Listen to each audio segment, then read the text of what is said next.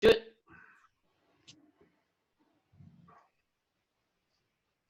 You're so solemn. Morning, Brianna. How you doing? Hi, Brian. We're keeping up. So today, how you doing? We're doing all right.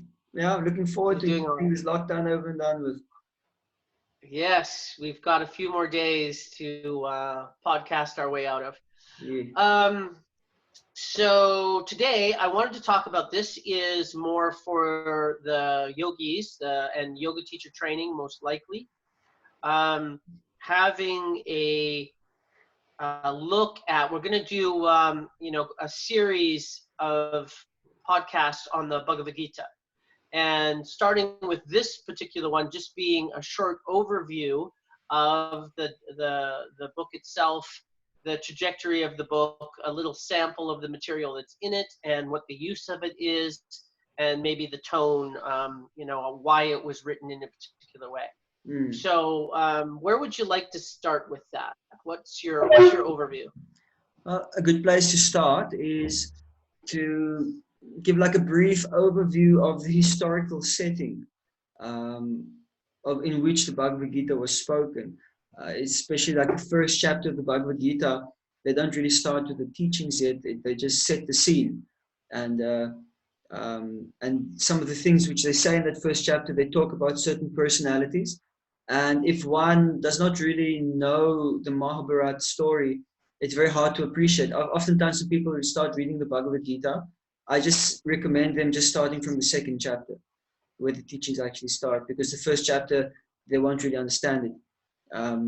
So the scene is that the Bhagavad Gita is being spoken before a massive war is about to be fought, known as the Battle of Kurukshetra, which took place 5,000 years ago, in a place known as Kurukshetra, which is in India. It still exists today, and it was a tremendous battle. Actually, this battle has shaped this world for what it is today. That was actually the one main event which made the most influence, which I can discuss a little bit later as to why I'm saying that. Just a quick footnote is, where in India is it? I've never actually asked. I don't know the province. I think it's in Rajasthan or Okay. somewhere up north. Somewhere up north. But don't quote me on that, Rajasthan. It might be a different province. But it's up Okay. north in India. It is there. You can go there today still. And they've actually done tests and things on the site there, and they found evidence of nuclear warfare that was being fought there, Yes. like low level Yeah. radiation and stuff. Yeah. The sand was turned to glass. Things so like that. yeah, there's Even radiation signals that they've picked up, and there's no nearby nuclear facilities which could account for those and it's levels of old. radiation there. It's also old. It's not new Exactly. radiation. It's Exactly. old radiation. Exactly. Okay, so I forget what province that was in, but I have read about that. Okay. Mm-hmm. So the Bhagavad Gita, or the war. Now the war was fought because the Bhagavad Gita is a chapter of a larger work called the Mahabharata. And the Mahabharata is famously known as the largest poem ever written. It's got something like 100,000 verses or something. It's enormous. Wow. And yeah, and it's a very nice book. This was also compiled by the sage Veda Vyasadeva, who compiled the Vedas. And the Mahabharata was particularly made for people of a more common stature than the saintly and yogi type of personalities, which the Vedas are more directed to. Because people like me. People like you and me. Yeah, me too. And in the Mahabharata, it contains everything that a good American or European or African might like. It's got drama, it's got romance, it's got betrayal, it's got politics, it's got diplomacy, it's got power, it's got deception, it's got all these things that make a story a very good story. So in that way, it's really entertaining also to read. Yeah. My understanding, I pronounce it wrong because I say Mahabharata, so it's Mahabharat. Bharat. Yeah, usually the final A in a word, if it's like a short A, it just gets omitted completely. There's a Okay, and then Mahabharata. Yeah. also the Bhagavad Gita is within the Mahabharata. That's The correct. book itself is, That's correct. and a lot of people refer to it as the story of India. Yeah, the story of India, another name is also called the Gita Upanishad because Bhagavad Gita literally means, Gita means song and Bhagavad means of God. So it's a song of God because it's been spoken by Krishna, who's God. And Beautiful. Gita Upanishad means it's also it's an Upanishad literature because it's actually giving a philosophical treatise on spirituality and giving how would I say, teachings about how of things as they are. So that's also why it's called the Gita Upanishad. So it does form part of the Upanishads too. It's appreciated as such. The song of God. I Yeah, love that. that's what it means. So, and Sanskrit is a sung language, so it's spoken in Sanskrit, and generally Sanskrit is sung. It's the specific meters and rhythms that you say, like the first verse, you could say Dharma Kshetra Kurukshetra, like that, and then you sing it. So, be that as it may. So this battle happened. It's actually a family feud. At that time, the emperor, known as who was the king of the planet, then there was no heir to the throne, so he had three sons. And that his first son was blind, his name was Dhritarashtra. His second son, his name is Pandu, and he was a pale-skinned person. Pandu actually means pale. And then the third son he had was called Vidura, which was a great sage. So because his first son, who was supposed to be the heir of the throne, was blind, he could not be the emperor. So then his second son, Pandu, took over that role. But then Pandu, he died untimely while his children were extremely small due to a certain event. And then in his stead, his older brother, Dhritarashtra, who was blind, was taking care of the management of the kingdom until the sons of Pandu were old enough to take over that part. But Dhritarashtra himself, he had 100 sons also, and they were quite wicked, especially his oldest two sons, Duryodhana and Dushashan, and who are the ones who are basically driving the whole plot. They're like the antagonists of the story, you could say. And the Pandavas, the five sons of Pandu are known Who to had get as 100 Pandavas. sons? Dhritarashtra, the blind king, he had 100 sons. It was actually an in vitro, what do you call it? Not fertilization, but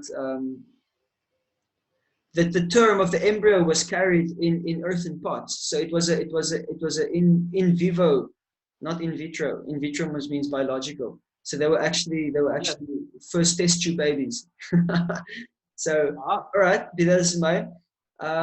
So then when the time came So for, we're getting to the gambling story, I think. yeah, that comes a little bit later. So at the end, or as the Pandavas, the sons of Pandu, they're old enough to take the throne, Dhritarashtra was attached to the throne by this time, and he wanted his own sons to take it. So now these conspirings start to try and eliminate the Pandavas. So there are many events which happened around that, which I won't get into too much now. But at the end of the day, they approached the Dhritarashtra and they said, just give us each a tiny piece of land that we can be a king over that, and then we'll be satisfied. We don't mind if you keep the whole planet. Just give us each like a little bit of land. So then the Dhritarashtra was advised, yes, give them something. And they were given the worst space imaginable, like a uninhabitable, unworkable marshland kind of dump. And they accepted it happily, and they transformed it into the most amazing place ever. They transformed the whole place into it's a agricultural miracle, an economical miracle, and palaces and everything very nice. So then when his cousin came to see about that, he was very envious. And then long story short, they were eventually challenged to a gambling match, and usually the Kshatriya class, the warriors, they can't resist a good gamble, very chivalrous kind of activity. And in due course of time, they played with loaded dice and they lost everything. They lost everything, and they were even banished for 14 years. So 14 years has passed. A lot of stuff happens in between here, though. It's a really great story. You should really read it. And eventually, they like, okay, here's going to be a war. If you just give us each a tiny little village, we'll be fine. And then the person says, the older brother, he says, I won't give you enough land in which you can drive a pin inside it. I won't give you that much even. So then they understood, okay, a battle is going to be fought here. And so which is where the scene then said, so Bhagavad Gita is going to be spoken. And in the first chapter, Arjuna, whose chariot driver is his friend Krishna, who Krishna actually took this position as a chariot driver. And he himself said that he won't personally participate in the war, but he will just assist Arjuna as his friend and advisor. And like that, he said it will be a bit unfair if I take part in the war because it's because I'm God. So, yeah. So anyway, Arjuna. So Arjuna told Krishna. Yeah. There's a part of the story where Arjuna gets to choose between Krishna as his advisor or an army, and he chooses Krishna. Is that not true? Yeah, that's interesting that you said that, because I just thought it and I kind of decided not to say it. But yeah, that happened. Arjuna could choose between Krishna's army, which was a number of Akshahinis. Now, Akshahini is a military, I would say, count of a certain amount of thousands of elephants, a certain amount of thousands of charioteers, a certain amount of thousands of foot soldiers, and so many things put together is one Akshahini division. So it's enormous. And so he could have gotten like a number of Akshahini soldiers added, or he could have chosen Krishna. So he chose Krishna. And his brother, his cousin Duryodhana thought like, what a fool. Because that what he did not choose would go to his cousin. So then his cousin got those armies. So the balance was actually quite imbalanced. There was quite a number more Akshahinis in the military strength of Duryodhana than there was in Arjuna. So, but he chose Krishna. So he's telling Krishna, please drive in between the battlefield before the battle of the first day commences. He says, I just want to see who is on both sides. So he draws the chariot to there, and he looks and he sees on both of the sides, he sees family, he sees friends, he sees teachers, he sees people that he's shared intimate moments with, in various capacities. And he's just all of a sudden getting overwhelmed with grief of the imminent destruction which is about to take place, which is also is a testament of his compassionate nature. But what is quite interesting is that it says that he even became so weak that he could not even hold his bow. Like his bow was actually a celestial weapon, which he received in one of the Mahabharata stories that explains how he actually gets it. And it's called the Gandiva. And he says that my Gandiva is slipping from my hand. So he was not even able to do that. And he fell down. And it doesn't say this in the Bhagavad Gita, but I've heard commentaries of masters. They were saying that at that point he was actually crying, that he actually fell down and he started crying because he did not want to participate in the slaughter of the people that he loves. And on both sides, he saw they're going to all kill each other here today. And but he, now if you knew more about Arjuna, which this first chapter will then give you more of appreciation of, if you could appreciate him, is that this happened to him was quite extraordinary, because Arjuna was the most powerful archer, not only in this planet, but he could also rival the heavens as well, and the celestial beings. He was well respected as a very mighty and powerful warrior. And in this way, he was not just like a small-time guy. He could fight with thousands of people by himself single-handedly. And so this is quite extraordinary. And anyway, so then the Bhagavad Gita, basically what it is in one sense, is Krishna trying to convince Arjuna to fight, and trying to tell him that the reasons that he gives, which are the reasons he states in the first chapter of why he does not want to fight, Krishna is explaining that all your reasons, even though they sound very learned, even though they sound very logical and proper, they're actually all illusion, because you're just considering the body. You're not considering the soul here. You're not considering that there's destiny that's already ordained that this fight has to take place. You've not considered that fate has already decided all these people are going to die in this war, and that you cannot change that. Whether you participate in this war or not is not going to change what's going to happen. But you just get to play a part in it, and you also get to get glorified through it as well. So then the whole Bhagavad Gita gets spoken, and Krishna takes the opportunity to actually reveal certain spiritual truths about about reality. It's the Bhagavad Gita is the ABCs of spirituality, of spiritual life. It does not talk about morality. It does not talk about ethics. It already assumes that the reader is at the human level. It assumes that you're a human being already. So it's not going to tell you, Hmm. what to do and what not to do in terms of ethics and moral and stuff like that. It doesn't speak about that. Yes. So it just goes So it's straight more to. about it's about the human condition and the laws of the universe virtually. Yes, yes. So then there's Bhagavad Gita consists of 18 chapters, and I'm just gonna like finish with this because we're already at 15, 16 minutes. I see my data might only last another 5 or more minutes. So Okay. so these 18 chapters can be divided into 3 sections of 6 chapters each, and that the first 6 chapters deals with karma, with work. The middle 6 chapters deals with bhakti or devotion, and the last 6 chapters deal with gyan or with theoretical and philosophical knowledge. It gives a bit of a metaphysical explanation of matter, of material reality, and it also explains how the soul actually relates to all of those things, and the different types of consciousness that exist within this world, and how they all interface. So the first 6 chapters about work, or I would say what Krishna is also doing when he speaks about Bhagavad Gita, he is trying, or he is speaking in such a way that any type of person who reads the Bhagavad Gita will be able to relate with a part of it. So if you are more inclined to working hard, if you are more inclined to spending your energy so that you can achieve some kind of result in one form or another, which you wish to enjoy in whichever way, then that's where the karma sections is about, and how that one can purify that type of approach, and how one can do it in a way that one is detached, which is then karma yoga, and then even further than that, how one can engage in those things in a way which actually makes it spiritual. So you don't have to actually stop the work. It's more about the consciousness in which you work, and he talks about that in the later chapters towards 4 and 5, and Beautiful. yeah, it's very nice. And in the middle 6 chapters, he talks about purely acting on the impetus of love and devotion. That you're not acting because of what you want to do and what your desires are, that you are simply doing what you're meant to be doing, whatever role that is that you've assigned according to your karma, and you just do that as an offering unto God.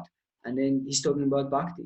So if you're a parent, you're a monk, you are a whatever profession that you are, that you try to make just a simple, honest living, and that you just dedicate that to God. And then he also gives explanations how to dedicate that, in which way. And so that's a middle 6 chapter. So the Yeah, so the nature that you are, that you're doing that as accepting it and doing it as service to creation. you're right. Yes, nicely said. And then the last 6 chapters, they're talking about, as I said, the more philosophical things. They're talking about the modes of nature, what their qualities are, how they act, and how we can perceive them in this world.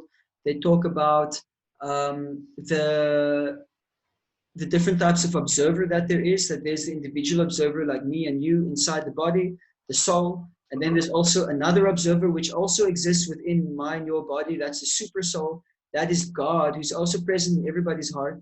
So there's 2 types of consciousness within each body, and then there's the material energy, and then, or they call it the field of activities, which is what you are able to be aware of, which is your body, and they describe it as you have 25 senses, which they then have, which I Back to explained. Samkhya Yoga. Yeah, Okay. yeah. So some Samkhya yoga is going there, some metaphysics is going there, and then they're also talking about what constitutes suric or sura and asura qualities, which generally are translated as godly and demonic. But asura also means ungodly, so you could say godly and ungodly qualities, and certain qualities which are imbibed. And if one reads through that, one actually sees, at least I discovered, that a lot of these lesser qualities are present in myself. So and then so Krishna is also talking about these things, so you can identify, where you're at. Yes. It's not that you don't have enough to talk about, but I'm going to go off topic slightly here because you reminded me of something. In the Yeah. Veda astrology, they talk about that either somebody has a godly or ungodly energy. Yeah. Do you what is your take on the Vedic astrology? Vedic astrology. Well, Yes. the Vedic astrology is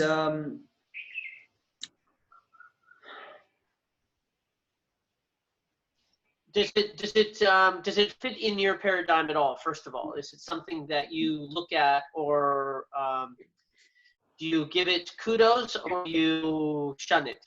oh no, I think it's bona fide. I think it's completely authentic. I myself am a little bit into Vedic astrology. I've not had so much time to dedicate to it, but it's definitely an authentic science.